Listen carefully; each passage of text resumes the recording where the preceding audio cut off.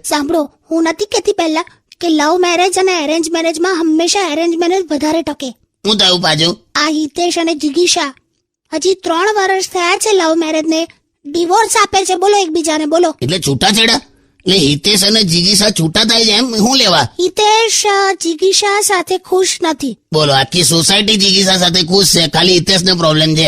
કાકા શું આખી સોસાયટી જિગીશા સાથે ખુશ છે એટલે શું કહેવા માંગો તમે? એટલે એ રીતે, એટલે શું કહું તારે, જીગીશાનો સ્વભાવ બહુ સારો છે એમ. ખોટી હોશિયારી ના મારો, તમે બધા લાઈન મારો છો જીગીશાને, મને ખબર છે. શું બોલે એટલી તને કઈ? તું સમજ, આ સ્ત્રી અને પુરુષમાં આટલો ફેર હોય. શું? તમારે સ્ત્રીઓને હૃદય નાનું હોય, એટલે તમારા હૃદયમાં હંમેશા એક જ પુરુષ હોય, અને અમને જો એમ્ફી થિયેટર જેવું હૃદય હોય, મોટું ઓડિયન્સ બેસે. ઓહ, એમપી થિયેટર. તમારા એમપી થિયેટરમાં એવા પ્રોગ્રામો આપીશ ને પછી હું. ના સોરી, ચાલ જવા દે બસ. પણ કાકી પેલો એરેન્જ મેરેજ અને લવ મેરેજ